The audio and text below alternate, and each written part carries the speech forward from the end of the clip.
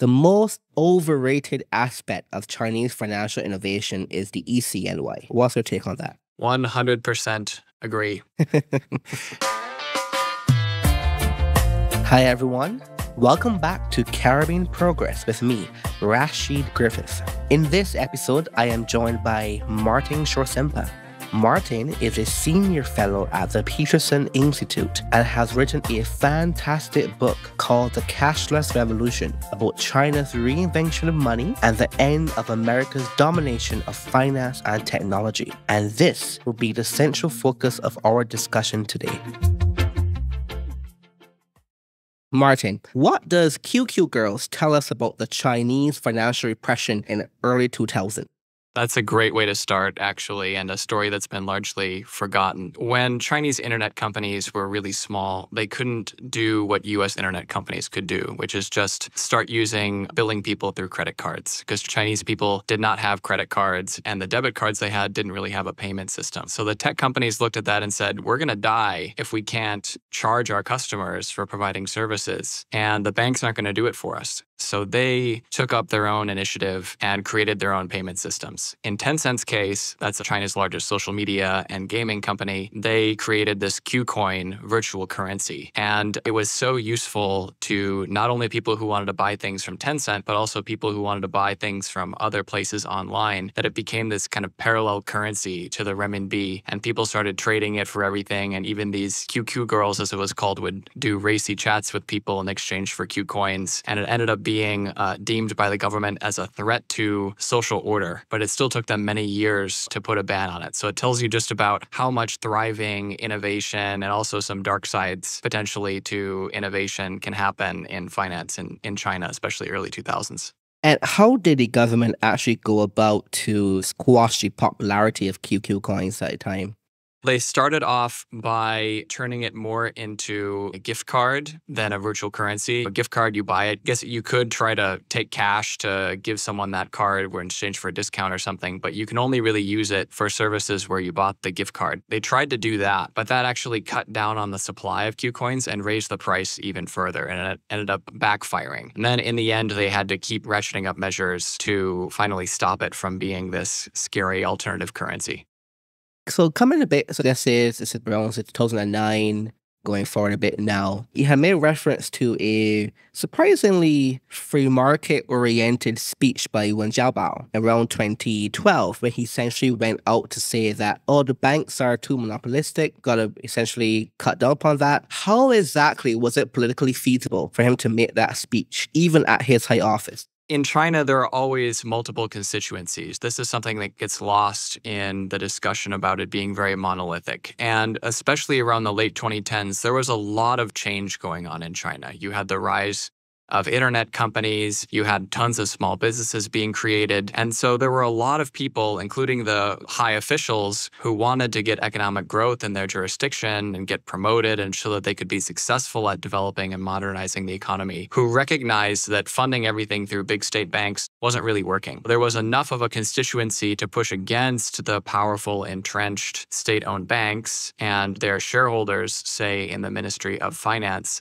that would have allowed it to be politically feasible to make a speech saying, we actually need some competition that will give you, as small businesses or even medium-sized and larger businesses, more choice for financial services and a way to improve and make that better.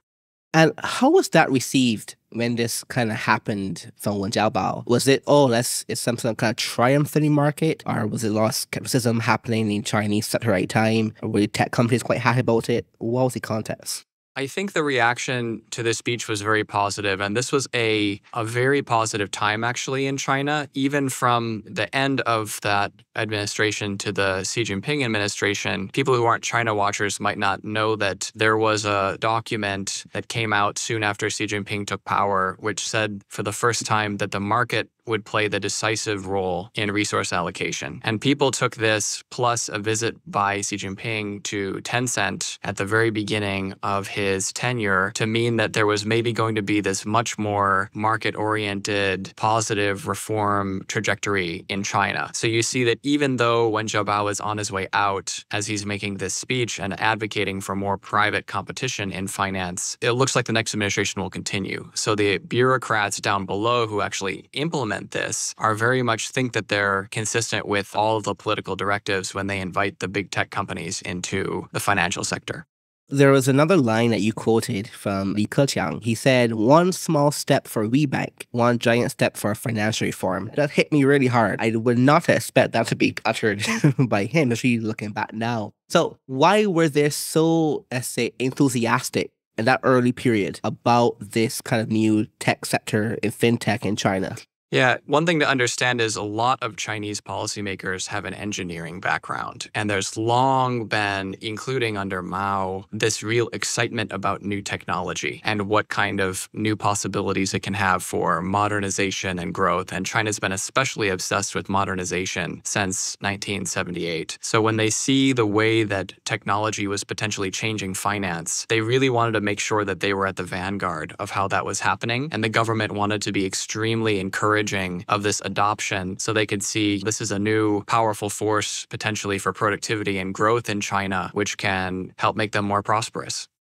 I've always wondered this question, and again, you raised it in the book. Why did China become the epicenter of Japanese quick response code technology? The story of these QR codes, which now I think we're seeing more in use around the world, is that they were actually invented by a subsidiary of Toyota to track supply chains because a regular barcode can't include very much information. It's not actually that easy to scan because it doesn't know where the bars are versus where the scanner is. It's a much better technology, and that really helps when you have a huge alphabet like Japanese or Chinese. And when the fintech companies are deciding how to initiate a payment, which is really simple, you're just transferring a little bit of data. You're saying, here are my payment credentials. Use those, contact the network, see if I actually have the money, and initiate that transaction. Very simple. That can be on a card, in a magnetic strip, can be all over the internet. And what they saw is that the technologies like near-field communications, NFC, in the US were causing the digital wallet providers a lot of problems with coordination. Apple didn't want to let other apps use NFC on the iPhone, for example. And so they said everyone who has a camera on their phone, which they do now, good technology, can read a QR code. And everyone who has a screen that we can get access to as any app on any phone can display a QR code to scan and make a payment. They looked at that technology and said, this is a really low-cost way to expand financial payments without people having to buy a separate dongle or a point-of-sale terminal or anything. The lowest tech version of this is just printing out a QR code on a sheet of paper and taping it onto your food cart in the morning. And then you don't even need a mobile phone yourself. You can just confirm that people who come in and scan that code with their phone have actually paid the account. So it turned out to be a really great technology, at least to start the mobile payments revolution. Why did Yuobao able to offer such high interest rates when it started out? It was a very felicitous time. So Yuobao is a money market fund. And what that means is it takes a lot of money from individuals or institutions who want to invest, and it farms those out to the money markets. So it will lend that money back to banks, or it might buy government bonds or something, generally very safe assets. And what was happening, luckily for them at that exact same time, is that there was a real contraction where the central bank was trying to fight runaway credit growth. And that made credit really scarce. These guys came with this flood of potential consumer money to the banks and said, how much interest will you give us in exchange for getting you a few billion renminbi? And the banks were willing to pay up a lot because money from other sources was constrained. Then Alipay was able to take those high interest rates and passed almost all of it directly on to consumers. And it was, in a sense, a loophole because if you put the money in the bank as a deposit, the central bank limited how much the banks could pay on those. And those interest rates were really low. And a money market fund without those restrictions, especially under those market conditions I mentioned, could offer a much higher interest rate without necessarily taking much more risk. And that's a point I'm going to come back to a bit later.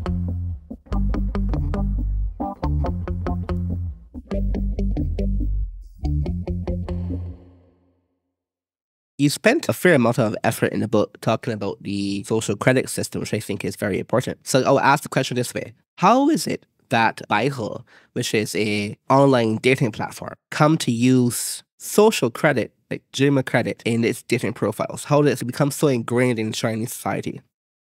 If you think about the United States, which is the market I know best, we have 3 credit bureaus that collect data from different creditors that say this person borrowed this much on their credit card this month and they paid back this much the next month, or they defaulted last year, that kind of thing. And then there's FICO, Fair Isaac Corporation, which takes a lot of that data plus maybe some other sources and tries to create a score, which says how likely is this person compared to others to pay back this loan if I give them the loan. And the better the credit risk, the more you're likely to be willing to lend somebody at a lower interest rate. China did not have this kind of infrastructure. They had a system at the central bank, which had data only on a small number of people who took out credit. Most people in China maybe had a mortgage, but didn't really use other types of credit, which leads to a chicken and egg problem. If you don't have a credit history, people won't give you a loan. If you don't have a loan, you don't have a credit history, so you're stuck in this cycle. And what Ant was able to do with this Zhima, that's called Sesame credit system, is take all the alternative data it had on payments that people were making with digital payments and their purchase histories and where they are and their all sorts of other behaviors like what they buy online, was able to come up with some decent system for determining how much of a credit risk they were without necessarily having a credit history. So once you have that kind of tool, it's really useful. If you're a hotel and someone's checking in, they don't have a credit card, you don't need to charge a deposit if you know that they're a good credit risk. If you want someone renting a car, same thing with a deposit. If you want to extend them a loan, you can probably give them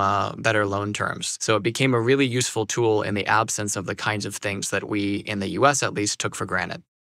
So this move from Zhima to upwards is a very hot debate and discussion about Chinese social credit at large. And people always conflate the two things. Did this, you think, start the more government-oriented version of this that people now think is, oh, it's so bad, it's so risky? Is this the origin point of it or something else? I think it's the origin point of the meme that China has this really scary, evil social credit system, which I think is actually really overblown because people take the existence of this concept, which is social credit. It actually originates back into history and checked out where this term comes from. And it comes from them looking at more advanced economies and seeing that they have a system. They like to put social in front of things. They're nominally a socialist country, right? So they look at a pretty capitalist-looking credit system of credit histories and credit scores and availability of credit. And they applied a more broad lens to that, saying how trustworthy is somebody, not just based on whether they do pay back their loans, but also whether they pull down the fire alarm in a train and stop it, that kind of thing. And that system is very low tech. It's a bunch of blacklists. If you do something that the Chinese government says is really bad, you get on one of these blacklists and then you get often very disproportionate punishments. But people who weren't China experts per se read about this thing, which is actually scary in many ways, considering China's surveillance apparatus and that the courts are not independent, as an example. And then looked at the Sesame credit, which is very data-driven, but doesn't really have that much impact on your life. If you don't have a high Sesame score, you might have to put a deposit down if you don't have a credit card and you check into a hotel. That's not the end of the world. But if you are on the social credit blacklist, then maybe that hotel won't let you stay there. So that is an actual really scary thing. And you can say in some very broad conceptual way that Sesame credit is part of the social credit system, but it's really hard for me, it has been really hard for me to track down any specific ways in which those two systems interact that much. I take it you've spent quite a lot of time researching Jack Ma, Pony Ma, and so on. Jack Ma is not the business figure one would think would be at the head of a company like Ant Financial or Alibaba. It's still very common, a black box to me. How is it you think that Jack Ma was able to pull this kind of corporate organization growth off, given his particular skill sets? So Jack Ma, for those listeners who don't know, is a former English teacher who takes pride in the fact that he failed his college entrance exam in the past. And he even said at once he tried to apply to a job at Kentucky Fried Chicken and they wouldn't take him. But he's someone who has a lot of tenacity and just always kept trying. And one of his first startups didn't do too well. He had a history of his business at one point had to partner with a state-owned company. And that state-owned company, according to his reporting, took over his company in ways that he was not expecting. So that led him to have a real nuanced understanding of the Chinese government, which he's summed up by saying, be in love with the government, but don't marry it. Don't get too close, but understand that it's important. And if you look at the early investors, what they said about Jack Ma, they said that he was really good at taking ideas that were successful abroad and bringing them and adapting them to China. And that's what he did with Alibaba, which took a lot of inspiration from eBay and other e-commerce sites around the world. He discovered the internet outside of China, as an example, and then the finance side learning from PayPal. So he was someone who was really open to ideas from abroad, and he was really committed to working crazy hard to make them work in China's specific circumstance, and that ended up working out well. He was at the ground floor of internet taking off and e-commerce taking off and all of that. Really maybe right person, right place, right time. Another person in China that is not that often discussed when thinking about fintech, but you mentioned him quite a lot in your book, so it's Zhou Xiaochuan. And why was it that he was, I don't say forward thinking, but so interested in propelling fintech in China? And then after that, why did he just seem to turn a cold shoulder after he retired from the PBOC? Zhou Xiaochuan was the prototypical pro-reform Chinese official. He worked in the Chinese state banking system. He worked in designing reforms that took China away from a planned economy towards a more market economy. And he saw all the ways that system was really flawed. And he saw that market mechanisms would solve a lot of it, but he also saw that technology might solve a lot of the problems. If you're thinking about a system where you're worried that banks are going to extend a loan because the government asked them to, that loan maybe will go bad and drag down the bank's profitability, take credit away from productive enterprises, that kind of thing. If instead you have some sort of objective, data-driven approach, maybe that can help you get around some of that political interference. That's just one example. And he saw all the operating inefficiencies as he became part of the leadership of some of China's state banks. And when he went abroad, he saw how the internet was being used in finance and said, this is something that we need to apply to China. So he was very much in favor of that. And he saw ordering the banks to become more efficient wasn't going to work. You needed new competition and strong new competition. And technology would be one advantage for the upstarts that could create a real competitive ecosystem in a way that maybe firms that were not armed with technology couldn't overcome the advantages of incumbency and political power of the state banks.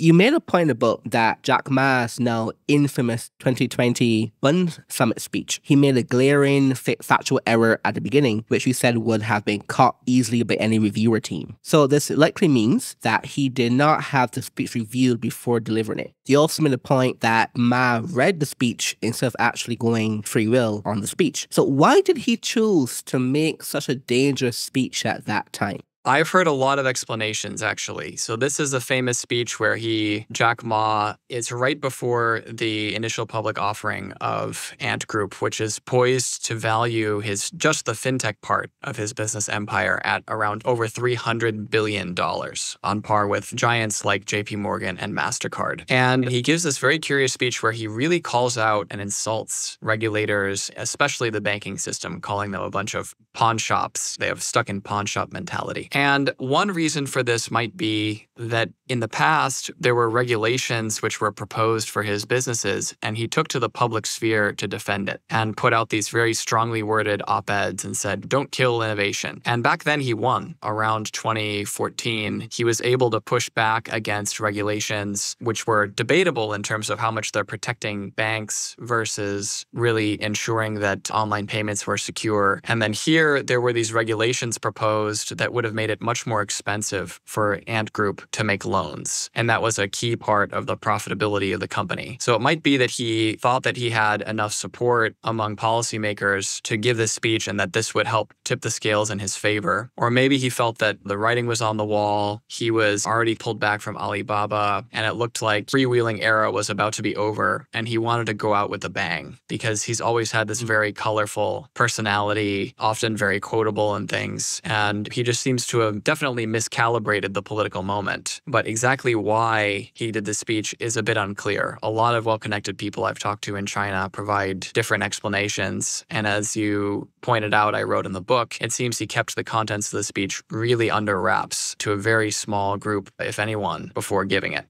Did you think this speech really ushered in the more cold shoulder approach to fintech, or was that coming anyway and just happened to work an acceleration of it? Let's do it faster. These entrepreneurs get out of control. Yeah, I think that the writing was on the wall that once a fintech sector stops being really small and becomes the main way that people use financial services in the country, all the volume is higher, all the risk is higher, you're going to expect a lot more regulation. So that was coming no matter what. I do think that a counterfactual, it's impossible to prove, but a counterfactual version where Jack Ma does not give that speech, I think leads to much slower and much less onerous regulation of the sector. Because in the political system, things don't filter up necessarily to the top unless there's a real problem. The fact that Jack Ma gave this speech, which seemed to be in direct contradiction to Wang Qishan, who was China's vice president, I believe at the time, and Xi Jinping's focus on financial risk, it provided his enemies and those who really wanted to crack down on this space for a really long time with a political opening to say, this is not just about a potential financial risk. This is someone who is attacking the government and is outside the government line, unwilling to accept the authority of the party. We really need to step in here. This is a political risk, not just an economic matter to be discussed and debated among bureaucrats. And so that, I think, breaks the dam and leads to the flood of regulations that otherwise would not have necessarily happened so quickly.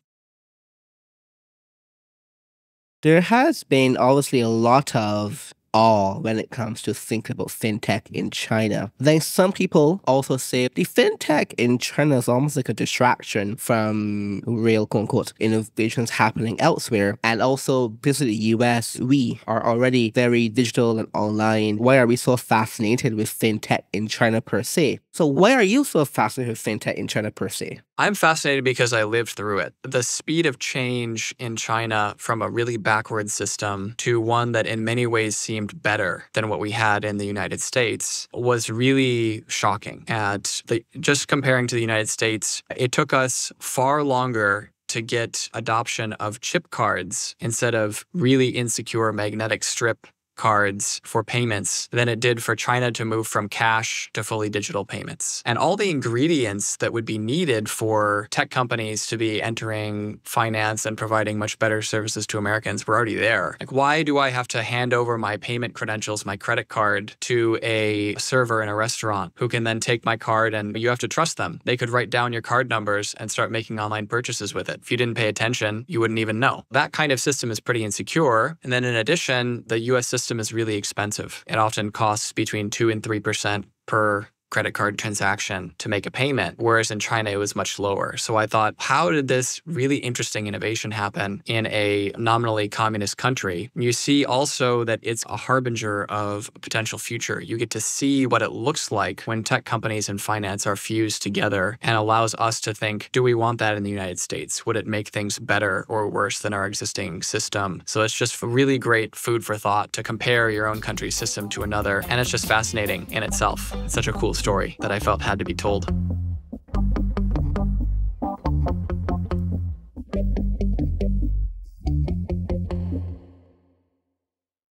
Do you think there's some merit to the idea that because of the low trust nature of the different societies, that the way how you think about these kind of innovative activities will be a bit different? For example, in Japan is a very high trust society. It's extremely cash-centric. China is a very low cash society, very low trust society, and very non-cash-centric, at least in the richer cities. Do you think that kind of social element has something to play, or does that really read in too much into the situation? It's a really interesting thought, the interaction of trust and cash. I would actually think that low trust societies would be more prone to using cash because that's what things were in China at the beginning before Jack Ma. That was one of the main problems that fintech companies had to overcome, which is if you want to buy something online and it's a low trust society, you're not going to send any money until you're sure they've sent the goods and that they're legit. But the seller isn't going to send the goods until they know if you're going to pay, because otherwise they might send you the thing, you get it, and then you never send the payment. And then how are they going to track you down? So instead, everybody would just drive somewhere, meet up, or take the metro, meet up, and inspect the goods, and pay cash. That's the lowest trust way to do it. Where you look at it, you make sure that it's legit. You might even run it through a scanning machine. But I think the really interesting thing is how China overcame that trust issue. I'm not sure in Japan exactly why things are still so cash-based. I think in general, there's a lot of tax evasion involved in the difficulty of switching away from cash to something else. Because if you're a business and you don't want to pay much tax, the easiest way to do that is to have a lot of your revenue be in cash that you can easily underreport and then find some other way to spend that money. And it's much harder to audit. I was in Sichuan for a little bit, and I can remember my friend was so excited to show me that he can pay with his face at the nearby supermarket. And he's, yeah, why can't you do this in Central America and the US and so on? I also had no answer to that question for him. I'm curious, you have an answer. Why is it that these, in some ways, almost like straightforward technological improvements to payments have happened in China, and yet the US or Western Europe, with its very substantial technological edge, was not able to implement the same kind of payment system? In the facial recognition case, one reason you might think is privacy and concerns about somebody having a scan of your face and using that. So that's a major barrier. The other, I would say, is what's the business case for face payments? How often is it that somebody goes to the supermarket without their phone, without the ability to scan a QR code or use an NFC payment or something like that? You have to sit there in front of the machine while it scans you. And my understanding of how the machines worked, at least in the beginning, was that you had to type in your phone number or something. So all it's doing is not actually looking at your face and pulling up exactly who you are and charging you. It's comparing whether your face matches some account information they already have. And if you compare the user experience between the two, I don't think you see it's any better to have facial recognition payments. So I think that's really the interesting thing, is that in a lot of these cases, they're experimenting with this technology, which seems cool, but it doesn't necessarily actually make sense to implement. And if you compare, say, what Amazon does, where you walk into a store, you quickly scan your phone, you pick up all the items you want, and then you walk out and you don't have to pay for anything. It's all automated. I think that's more useful, even though it's not facial recognition, in terms of improving the experience than a facial recognition payment. Do you know who did that first? I know in China, and also the financially enabled stores also have that same feature. I'm not sure which came first, but was that a Chinese first mover advantage on that particular Amazon Go store? I think it's pretty similar, but I think they caught on more in China. I don't know. It's been a few years actually now since I've been to China due to they shut down the country, the ability to go to the country for foreigners for a while. I'd love to see how spread out it is, but I haven't heard it becoming necessarily ubiquitous, same as the US, where it's not everywhere. So in the presentation you gave about the book, you had a very nice slide. I think you said it was a Wells Fargo, where it had the comparison between the unbundling and then bundling. So unbundling of financial apps in the US is the way how fintech companies go forward. And then the rebundling of financial services in China is the way how fintech companies go forward. Is it because essentially the US had so many services so fast, so early, that the ability of fintech companies to offer much newer things was a lot less evident, and that's why in China you were able to have these kind of more like super app fintech companies? Yeah, I think it's a combination of two things. One is exactly what you said, which is if you want a full suite of financial services in the US with fintech companies at that time, you had to download dozens of apps and try them, and each one's trying to pick a small piece. The search costs as a consumer to find those apps, the marketing costs to those apps to find users, and the amount of different apps you need to trust with your sensitive information just makes it really cumbersome. There's a famous quote, there are two ways to make money. One is bundling and one's unbundling. US and China tried the opposite approaches. And it turned out the bundling approach of combining all the tech services with financial services was really successful. And I think one other reason for it, beyond the strategy, is that the state of services in China was so poor when these began. So if you think, and the quality of financial services provided by the banks was so poor compared to the United States. So if you're a consumer and you're considering whether to try something new that is potentially super convenient and can open up all sorts of possibilities for you and is way better than everything else that's on offer, it makes sense for that all to be bundled up in one thing. Whereas if you're in the US and you already have a decent bank, you already have decent Uber ride-sharing service, you have decent kind of everything else, there's not really a reason to bundle that all into one single platform, which can actually be cumbersome. cumbersome. So a lot of it is really about the backwardness that then allows them to leap forward and try something new because it's just so much better. Whereas in the US, it's much harder to get that much better than what existed. Do you think it was correct for CFIUS to block the Ant Financial from acquiring MoneyGram back in 2017? It's difficult to say. Their information, they use a lot of classified information and things, but I do think that payments is a really sensitive area. And especially with the concerns raised about money transfers for military service members and that kind of thing that would have given one of the things that they're worried about. I'm not sure. It's really hard to weigh without being on the inside how important these concerns are. But one way that I understand that in the intelligence area, people recruit people to turn is they find people who are in financial difficulty, who are like missing their payments, they're really struggling, and then that's the person that is much more likely to be willing to trade their country's loyalty for a bribe. And that's made the US, I think, really sensitive about allowing Chinese firms to get access to that kind of financial data on Americans. And the ability to buy this kind of ready-made worldwide payment infrastructure that could then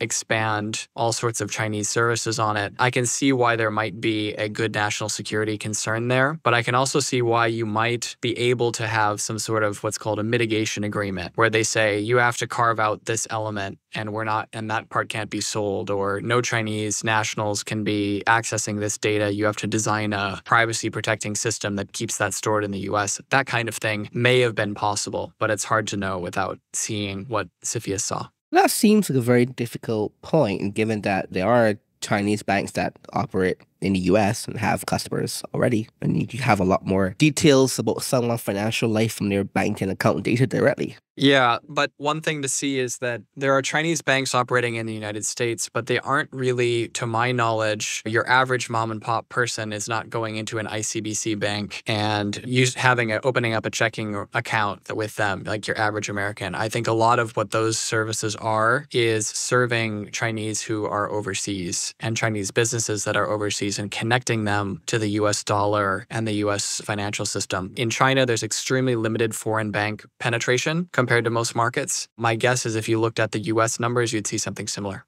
My final question. I have a claim. The most overrated aspect of Chinese financial innovation is the ECNY. What's your take on that? 100% agree. I can easily expand on that if you'd like. Yes, please. Yeah, China was really nervous by the introduction of Bitcoin and how excited Chinese people were to use Bitcoin because it really undermined a lot of their control over the financial system. So although they allowed a lot of private firms in, they haven't really allowed many foreign firms into the financial system and payment system. And Bitcoin counts as a foreign thing because there are no capital controls on Bitcoin. The Chinese government can't easily get information on who's transacting in Bitcoin in a way that they can, whether it's a fintech app or a banking app. And so they created this largely for government control purposes and to understand how to leverage the technology. But as we've talked about for the last while here, what is provided already by the Chinese tech companies is really convenient and covers a large portion of the Chinese population. So what you've seen in their years of piloting this thing is that it's hard to find people who really want to use it. They can talk about how great the technology is, and I think a lot of that stuff is real in terms of it being important and a potential slight improvement on things. But it's really hard for the government to come in and design something that's going to work better than some of the best functioning payment systems in the world. And when it comes to threatening the US dollar, I think they're so incredibly far away from that. If you can't get a Chinese person to stop using Alipay and use ECNY to buy their breakfast from a little cart in the morning, it's hard to imagine that you'll be able to convince the world's financial institutions to switch away from the US dollar and start using a Chinese digital currency anytime soon internationally. Martin, this has been a very fun conversation. Thank you. Thank you.